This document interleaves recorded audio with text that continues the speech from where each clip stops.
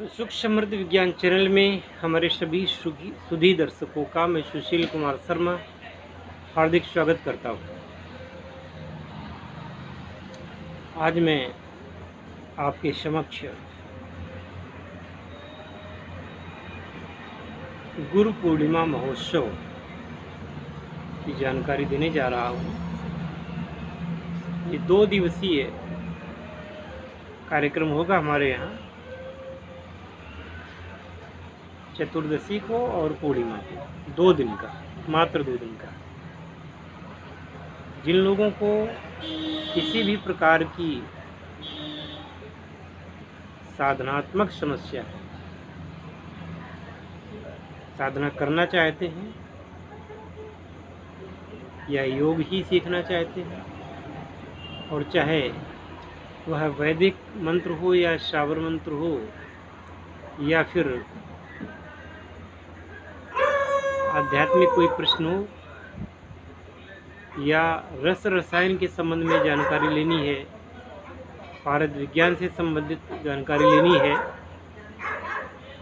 ऐसे लोगों को मैं कहूँगा कि वह इस शिविर का पंजीकरण अवश्य करवा लें, जिससे कि आपकी यहाँ व्यवस्था की जा सके। क्योंकि आपके 2 दिन के रहने की, खाने पीने की व्यवस्था करनी पड़ेगी। और ये भी कि जो लोग आने में असमर्थ हैं, वह लोग बिल्कुल भी निराश न हों। जो लोग आने में असमर्थ हैं, शारीरिक कारणों से या अन्य किसी कारण से, वह लोग हमारे डिजिटल शिविर में भाग ले सकते हैं। यानी कि उचित मुहूर्त पर, सही मुहूर्त पर उन लोगों को वीडियो कॉलिंग के माध्यम से दीक्षा प्रदान की जाएगी और वीडियो कॉलिंग के माध्यम से उनको सारी स्थिति बता दी जाएगी, सारी साधना की विधियां बता दी जाएगी। इसके पश्चात आप घर बैठ के ही साधना कर सकते हैं।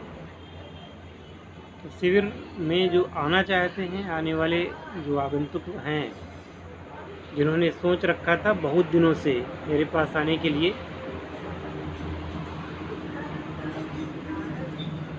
इधर जब से कोरोना शुरू हुआ था तब से मैंने कोई शिविर लगाया ही नहीं। 1.5 साल होने जा रहा है, तब से कोई शिविर नहीं लगाया हमने। और जो लोग आए, इक्का दुक्का आए, उन लोगों को ही मैंने आने दिया। और उसमें भी ध्यान ये रखा कि ज़्यादा उनके साथ ज़्यादा देर तक बैठना, पास बैठना ये संभव ही नहीं था। तो लॉकडाउन के नियमों का पालन करते हुए मैंने वो किया। अभी 2 दिन पहले भारत के जो मिल्खा सिंह जी थे, जिन्हें उड़न सिख की उपाधि प्राप्त थी, गोल्ड मेडलिस्ट थे, उनका निधन हुआ है।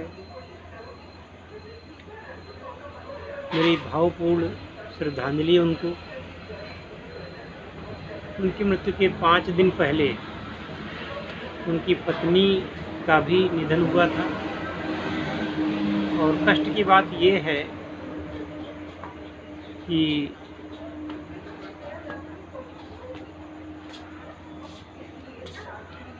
उनका निधन, दोनों लोगों का निधन कोरोना के कारण हुआ। खैर, उनकी जो पत्नी थी वो तो 85 वर्ष की थी, और श्री मिल्खा सिंह जी महाराज थे, उनकी उम्र 91 वर्ष थी। तो मैं समझता हूँ काफ़ी लंबी उम्र वो जिए, लेकिन उनका इस प्रकार का सौष्ठव था कि आज भी वो 91 साल की उम्र में भी जवान जैसे प्रतीत होते थे। अभी भी उनमें शक्ति थी। ये दुर्भाग्य कि असमय कोरोना ने उनको हम सबसे छीन लिया। मेरी भावपूर्ण उनको श्रद्धांजलि। और अब पुनः अपनी बात पर आता हूँ। साधना एक ऐसा कठिन पथ है, एक ऐसा दुरूह पथ है जिस पर चलना सबके बूते की बात नहीं होती। आम जिंदगी से घबरा करके कोई आदमी साधना की ओर उन्मुख होता है, परंतु वो ये ध्यान रखे कि जितनी चुनौतियाँ और जितनी मेहनत आपको सांसारिक जीवन में होती है, उससे कम चुनौतियाँ और उससे कम मेहनत साधनात्मक जीवन में नहीं होती, बल्कि उतनी ही चुनौतियाँ और उतनी ही मेहनत होती है। अगर कोई ये सोच ले कि मैं एक माला ले लूँगा, एक यंत्र ले लूँगा और बस बैठ जाऊँगा और माला करता रहूँगा, उसमें कौन सी मेहनत की बात है। ऐसा लोग सोचते हैं, परंतु जब वो करने बैठेगा तब उसको पता चलेगा इसमें भी कितनी मेहनत की बात है। हम अंदाज़ा ही नहीं लगा पाते कि जो काम सरल दिख रहा है वो सरल होता नहीं है।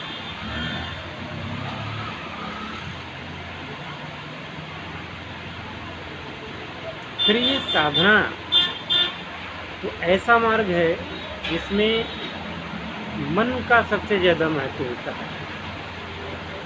मन की एकाग्रता, मन की चंचलता को समाप्त करना। अगर ये कर ले गए तो साधना सफल होगी। अगर यही नहीं है तो फिर साधना सफल कैसे हो सकती है। इसलिए सुधीजन यह समझ लें कि साधना कोई हंसी खेल नहीं है और किसी को मैं किसी प्रकार का इस प्रकार का झांसा नहीं दे सकता कि मात्र आप माला ले लीजिए, यंत्र ले लीजिए, उसी से सब कुछ हो जाएगा। कुछ नियम संयम भी होते हैं। इसलिए मैं हमेशा कहता हूँ कि साधना विषयक जो भी नियम है उनका तो पालन करना ही पड़ेगा। अगर उनका पालन नहीं हुआ तो साधना का कोई अर्थ नहीं है। उचित परिणाम के लिए उचित मेहनत, और सबसे बड़ी बात उसमें ये है कि मेहनत के साथ साथ सजग रहना। जो भी कार्य करना है पूरी सावधानी के साथ करना, ये आपका अभिप्राय होता है और ये आपको करना ही पड़ता है। क्योंकि साधना का जो इष्ट होता है वो इष्ट इस बात को जानता है कि साधक की वृत्ति क्या है। तदनुसार उसकी वृत्ति को देख करके ही वो अनुमान लगा लेता है कि ये साधक आगे चल करके क्या करने वाला है, किसको कितनी सिद्धि देनी है, किसको कितनी मात्रा में कृपा देनी है। ये तो ध्रुव सत्य है कि साधना बिल्कुल बेकार नहीं जाती और साधना का फल मिलता ही मिलता है। जैसे कि हर कर्म का फल मिलता है तो साधना का भी मिलेगा। परंतु ये देवी देवता इतने लाखों वर्षों के बाद इस बात को समझ गए हैं। अनायास ऐसे ही किसी को कोई वरदान दे देना, किसी के ऊपर कृपा कर देना, स्वयं देवी देवताओं के लिए कितनी भारी पड़ती है। पुराण ऐसे आख्यानों से भरे पड़े हुए, क्योंकि बहुत सारे ऐसे लोग हुए जिनको राक्षस की संज्ञा दी गई। जब वो साधना करते थे तब तो साधना विषयक सभी नियमों का पालन करते थे, लेकिन जब वो सिद्धि प्राप्त कर लेते थे तब फिर वो मदमस्त होकर के, मदान्ध होकर के और फिर मनमानी करने लगते थे। तो इतनी ठोकरें खाने के बाद ये देवी देवता भी जान गए हैं कि मनुष्य कैसा प्राणी होता है।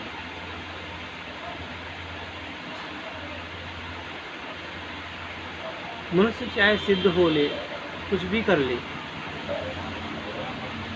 तो अपनी मूल वृत्तियों की त्यागता नहीं है। वो जैसा है वैसा ही रहता है, मूल वृत्तियों को त्याग नहीं सकता। इसलिए कलिकाल में बहुत सारे मंत्र कीलित कर दिए गए भगवान शिव के द्वारा।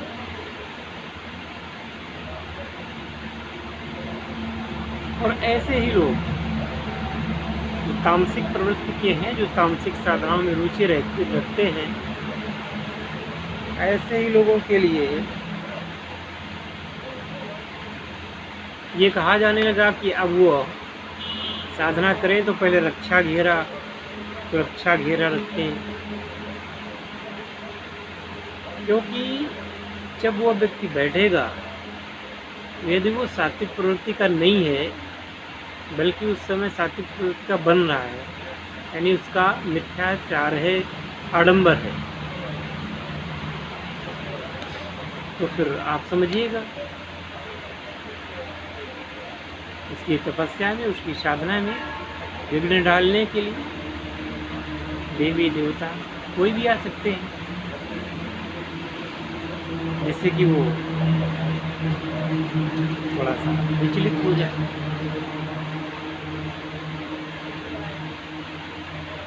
फिर भी यदि वह व्यक्ति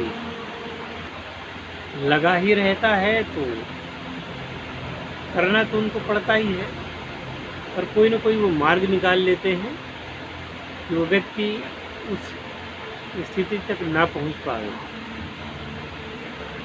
मुझे एक गुरु भाई मिले थे, आज से लगभग 31 वर्ष पहले की बात है, 30 साल हो गए। तो वो मिले थे तो उन्होंने बताया, एक बात बताई उन्होंने, एक साधक था, वो साधना कर रहा था और वो काल भैरव की साधना कर रहा था। भैरव जी को उससे बड़ा भय लग रहा था कि ये अगर सिद्ध हो गया तो क्या करेगा, क्योंकि उसकी प्रवृत्ति थोड़ा सा अलग टाइप की थी। भगवान काल भैरव को ये समझ में आया कि इस व्यक्ति का मन थोड़ा सा भ्रमित करना चाहिए। साधना के अंतिम क्षणों तक वो व्यक्ति डटा रहा।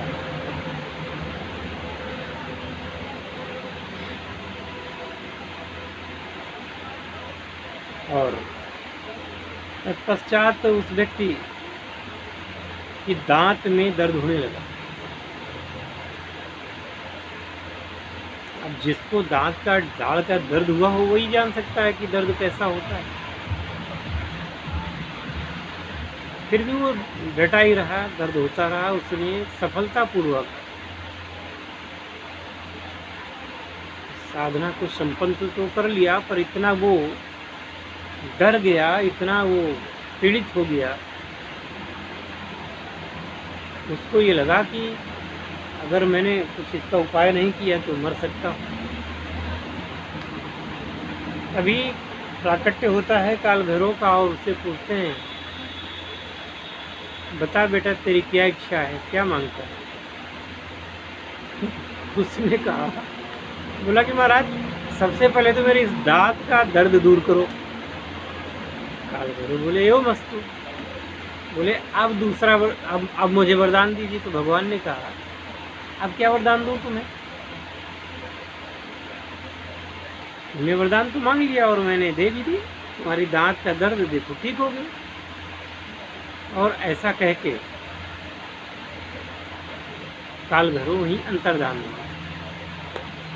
तात्पर्य ये कि अगर वृत्ति अच्छी नहीं है, प्रवृत्ति अच्छी नहीं है, तो साधना किसी न किसी प्रकार से खंडित कर दी जाती है।